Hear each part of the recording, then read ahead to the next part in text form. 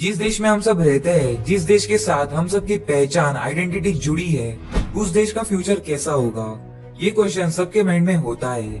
तो इसी का जवाब देने के लिए मैं इस वीडियो को लेकर आया हूँ, जिसमें आप जानेंगे इंडिया के सारे मेगा प्रोजेक्ट्स के बारे में जो अंडर कंस्ट्रक्शन में है और 2030-35 तक ये सब प्रोजेक्ट्स पूरे भी हो जाएंगे।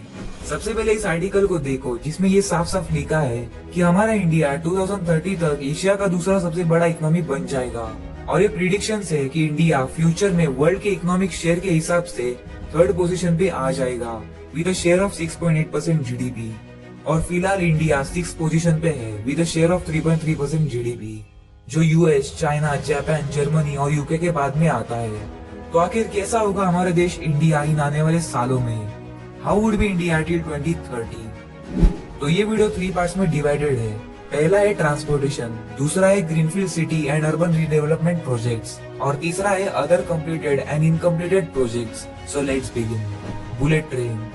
जितनी तेजी से इंडिया का डेवलपमेंट हो रहा है, उतनी रफ्तार से इंडिया में ट्रेन भी दौड़ेगी। हमारे प्राइम मिनिस्टर नरेंद्र मोदी और जापान के प्राइम मिनिस्टर शिंजो आबे ने इस डील की अनाउंसमेंट की थी, जिसके कारण जापान ने इंडिया को 88,000 करोड़ रुपए का लोन दिया है, जिससे इंडिया में बुलेट ट्रेन का प्रोजेक्ट शुरू हो पाया है। इस प्रोजेक्ट की टोटल कॉस्ट 1,10,000 करोड़ रुपए है और इसमें से 20% हिस्सा पूरी इंडिया फंड करेगा। ये बुलेट ट्रेन मुंबई से अहमदाबाद तक होगी और ट्रैवल करने में 2 घंटे लगेंगे, जो अभी 8 घंटे लगते हैं। और इस हाई स्पीड रेल की top speed 350 kilometre per hour की रहेगी। इसका 21 किलोमीटर का एक पैच पानी में से गुजरेगा। ये प्रोजेक्ट 2020 में शुरू होकर 2023 तक खत्म होने वाला था और अभी ये 2028 तक पूरा हो जाएगा और डिले होने के चलते इसकी कॉस्ट भी बढ़ सकती है। चेनाब ब्रिज। इंडिया के जम्मू कश्मीर राज्य में दुनिया का सबसे ऊंचा रेलवे आर्क ब्रिज बन रहा है।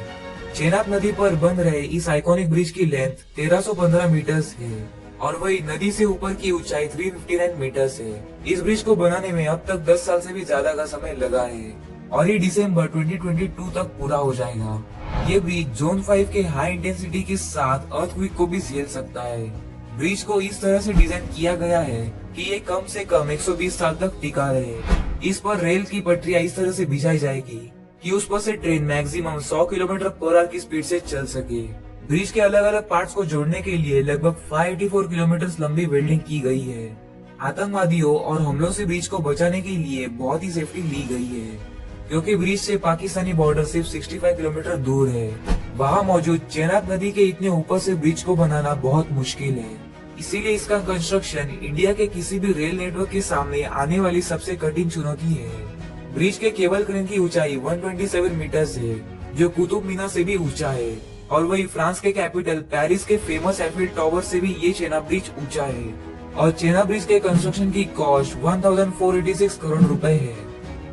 New metro lines across cities. अभी के टाइम में टोटल 18 सिटीज में मेट्रो लाइन्स है और उनमें से 13 सिटीज को ही इसका एक्सेस है। इंडिया के प्राइम मिनिस्टर नरेंद्र मोदी ने डिक्लेयर किया है कि 2025 तक इंडिया के 25 सिटीज में मेट्रो लाइन्स होंगे। ये मेगा प्रोजेक्ट भी काफी इम्पोर्टेंट है इंडिया के डेवलपमेंट के लिए, जिनमें आगरा, मीरठ, कानपुर, अहमदाबाद, कोची, पुणे और पटना जैसे सिटीज शामिल है। New Pamban bridge. और गाइस, और एक ऐसा प्रोजेक्ट है जिसमें पंबन ब्रिज को रिकंस्ट्रक्ट किया जा रहा है, जिसमें एडवांस सिस्टम होगी, जिसके कारण ट्रेन और शिप्स दोनों एक साथ जा सकेंगे। और ये ब्रिज इंडिया का सबसे डेंजरस रेलवे ब्रिज है, जिसके बारे में पहले ही एक वीडियो बनाई है, जिसे आप चैनल पे जाके देख सकते हो। तो अब बात करते हैं रोडवेज प्रोजेक्ट की। दिल्ली मुंबई एक्सप्रेसवे। इंडिया के सबसे बेहतरीन एक्सप्रेसवे का कंस्ट्रक्शन अभी हो रहा है। यह हाईवे देश को एक अलग ही लेवल पर ले जाएगा। इसका टोटल कॉस्ट करीब 1 लाख करोड़ रुपए है। यह हाईवे एक्सेस कंट्रोल है, इसका मतलब कि इसके बीच में से कोई आ जा नहीं पाएगा। इसके बनने से 32 करोड़ लीटर फ्यूल बचेगा। कार्बन डाइऑक्साइड में भी कमी आएगी, जो 4 करोड़ पेड़ लगाने जितना है, जो पर्यावरण के लिए अच्छा है। इस एक्सप्रेसवे के साइड में हर 500 मीटर पर रेन वाटर हार्वेस्टिंग सिस्टम होगा और इसके साइड में टोटल 40 लाख पेड़ लगाए जाएंगे। एक हेलीपैड भी बनेगा, जिसके कारण इमरजेंसी में ये बहुत यूजफुल होगा। एनिमल्स के बचाव के लिए इसमें 3.5 किलोमीटर की दूरी के बीच बीच में 3 ओवरपास भी बनेंगे। ये पास Ranthambore National Park, Bundi Ramgarh Tiger Reserve और Kota Mukundra Hills Tiger Reserve के बीच कॉरिडोर पर बनाया जाएगा। जिससे एनिमल्स यहाँ वहाँ आसानी से ट्रैवल कर पाएंगे। दिल्ली टू मुंबई का सफर आने वाले समय में 12 से 13 घंटों में पूरा किया जा सकेगा। अभी मुंबई और दिल्ली का डिस्टेंस 1510 किलोमीटर है। वही एक्सप्रेसवे बनने के बाद 1380 किलोमीटर रह जाएगा और इस हाईवे में टोटल 8 लेन्स होंगे। इसे 12 लेन्स तक एक्सपांड किया जा सकेगा और ये 2023 तक कंप्लीट हो जाएगा, जो इंडिया का सबसे लंबा और बिजिएस्ट एक्सप्रेसवे बन जाएगा। हिमांग प्रोजेक्ट 19,300 फीट की ऊंचाई पर बन रहा ये रोड लद्दाख के सासोमा से लेकर सासेरला को कनेक्ट करेगा। बहुत बार ये रोड सर्दियों में बर्फ की वजह से बंद हो जाता है। ये काराकोरम माउंटेन रेंज में है और यहीं पर इंडिया के बॉर्डर रोड्स ऑर्गेनाइजेशन ने दुनिया का सबसे ऊंचा रोड का काम पूरा कर दिया है। ये इंडिया और चाइना के डेमचौक एरिया में है, जिसे चाइना को परेशानी हो रही है, क्योंकि इस रोड की वजह से अब इंडियन आर्मी उन एरियाज में जा सकेगी जहाँ पर जाना बहुत हार्ड था, जिससे कनेक्टिविटी और बढ़ेगी और लद्दाख को अच्छे से कंट्रोल किया जा सकेगा। और ये रोड बन गया है world's first motorable road through the glaciers, जो है Himank. Mumbai trans harbour link, जिसे Sewri Nhava Sheva trans harbour link भी कहते हैं, मुंबई में इंडिया का सबसे लंबा सी ब्रिज बनने वाला है, जो 21.8 किलोमीटर लंबा है और इस प्रोजेक्ट की कॉस्ट 17,843 करोड़ रुपए है।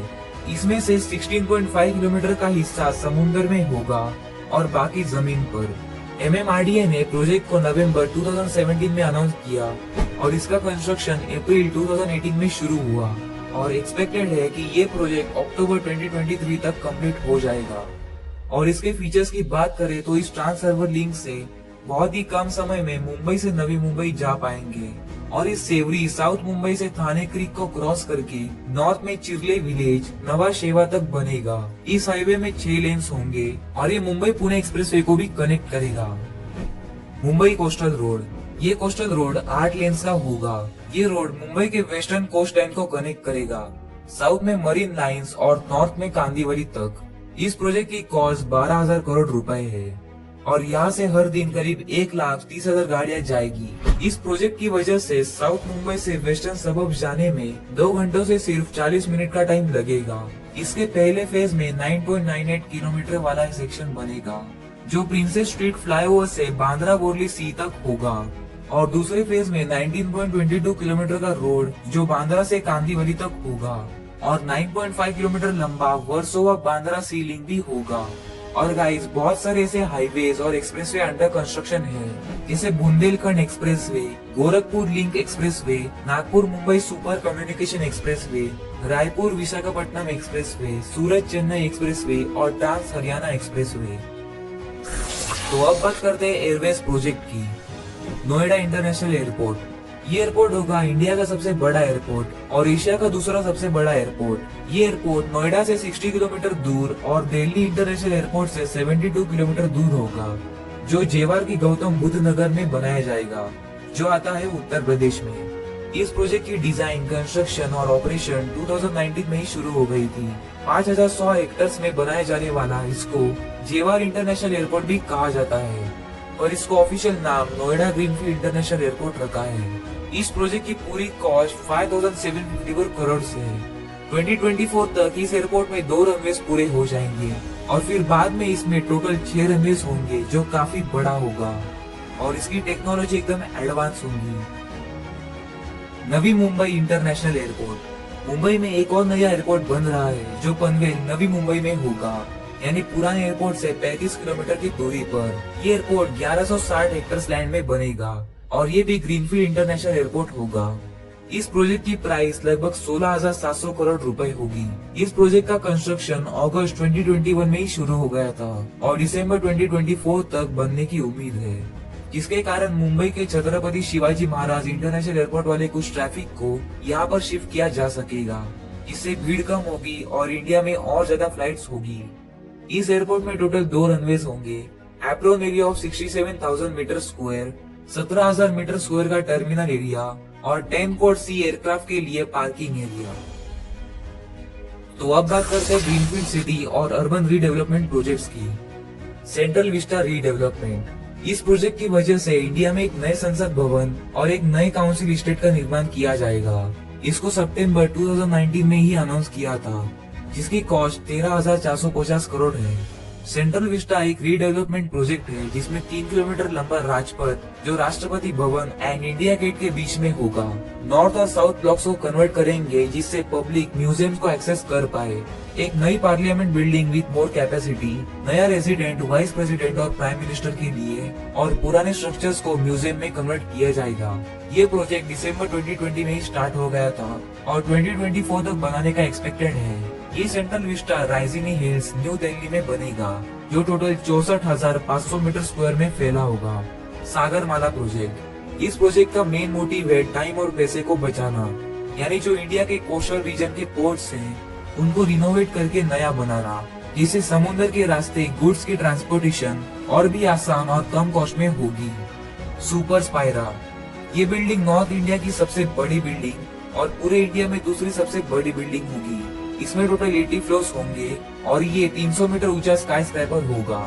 ये नोएडा उत्तर प्रदेश में लोकेटेड है और इस कैटेगरी के बाकी के प्रोजेक्ट्स में smart cities mission, Navya Ayodhya, diamond research and mercantile city, Dholera, gift city, India international convention and expo centre IICC, Pragati Maidan revamp और New Delhi world trade centre है। सो गाइस, आपने एक बात नोटिस की होगी कि जो भी अभी इंडिया के अंडर कंस्ट्रक्शन मेगा प्रोजेक्ट्स है उसमें से आधे से भी ज्यादा प्रोजेक्ट्स मुंबई या कहे वेस्ट इंडिया के हैं। तो ऐसा क्यों है?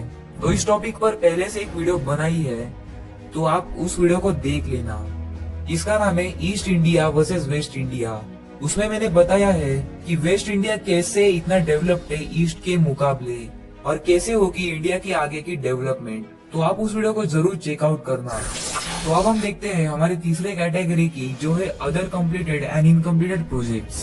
तो एरोस्पेस में गंगायान स्पेसक्राफ्ट, मून के लिए चंद्रयान 3 और आदित्य L1 जो सन को स्टडी करने के लिए है। साइंस एंड टेक्नोलॉजी प्रोजेक्ट्स में Bharat net, India based neutrino observatory INO, NavIC और 5GI नेटवर्क है। एनर्जी में बदला solar park, Pavagadh solar park, Dholera solar park, Gujarat hybrid renewable energy park, ये सब प्रोजेक्ट्स हैं। रिलीजियस प्रोजेक्ट्स में राम मंदिर, Somnath dam, Kashi Vishwanath Dham, Kedarnath temple revamp और वृंदावन चंद्रोदया टेम्पल है। स्पोर्ट्स प्रोजेक्ट में तो अपना नरेंद्र मोदी स्टेडियम है जो दुनिया का सबसे बड़ा स्टेडियम है कैपेसिटी वाइज और ये गुजरात में है। रिक्रिएशनल प्रोजेक्ट्स की बात करें तो उसमें statue of unity, statue of belief और स्टैचू ऑफ इक्वालिटी, ये सब प्रोजेक्ट्स हैं। तो गाइस, आपको इस टॉपिक पर क्या लगता है? क्या हमारा इंडिया 2030 तक एक मॉडर्न और डेवलप कंट्री बन जाएगा? अपना जवाब कमेंट्स में जरूर बताना। सो इस वीडियो में इतना ही। अगर आपको ये वीडियो थोड़ी सी भी इंफॉर्मेटिव लगी तो लाइक कर दो और फ्रेंड्स के साथ ये वीडियो जरूर शेयर करना। एंड अगर आप BD Facts चैनल पे न्यू हो तो सब्सक्राइब कर दो, क्योंकि इस चैनल पर आपको ऐसी बहुत ही अमेजिंग वीडियोस देखने को मिलेगी। तो मिलता हूँ एक और न्यू इंटरेस्टिंग वीडियो के साथ। तो अभी के लिए tata, bye bye and thank you for watching this video.